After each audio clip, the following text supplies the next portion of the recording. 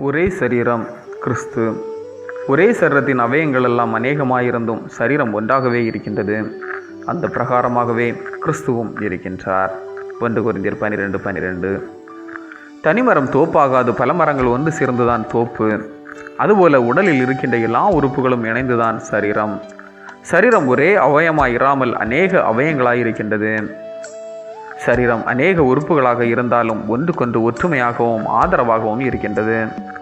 உதாரணமாக, தலையில் ஒரு காயம் ஏற்பட்டால் முதலில் கண் கலங்கும், இதயம் வலியால் துடிக்கும், கைகள் காயப்பட்ட இடத்தில் தடவி கொடுக்கும், கால்கள் மருத்துவமனைக்கு நடைபோடும், மூளை மருத்துவரை தேடும். இப்படி ஒவ்வொரு அவயங்களும் ஒன்றுபட்டு செயல்படும். கிறிஸ்துவின் சரீரமாகிய திருச்சபையில் அவயங்களாகிய விசுவாசிகள் அனைவரும் ஒன்றுபட்டு இருக்க வேண்டும் என்பதனை அப்போஸ்தலனாகிய பவுல் நமக்கு அதிகமாக வலியுறுத்துகின்றதை காண முடிகின்றது. சரீரத்தின் அவயங்களில் ஒவ்வொன்றும் முக்கியமானது, தனித்தன்மையுடையது. அதுபோல ஒவ்வொரு விசுவாசிகளும் இயேசு கிறிஸ்துவுக்கு மிகவும் முக்கியமானவர்கள், தனித்தன்மையுடையவர்கள்.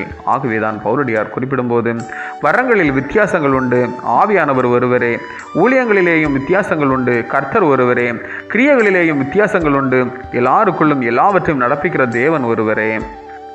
கடவுளுடைய பார்வையில் யூதர் என்றும் கிரேக்கர் என்றும் அடிமை என்றும் சுயதீனம் என்றும் பிரிவினை இல்லை. இவைகள் எல்லாம் மனிதர்களால் உருவாக்கப்பட்டவைகள். நாம் கிறிஸ்துவின் சரீரமாயும் தனித்தனி அவயங்களுமாயிருக்கின்றோம். ஆகவே சரீரமாகிய கிறிஸ்துவிலே இணைக்கப்பட்டு ஒன்றாயிருக்கின்ற அவயங்களாகிய விசுவாசிகள் செயல்பட அழைக்கப்படுகின்றோம்.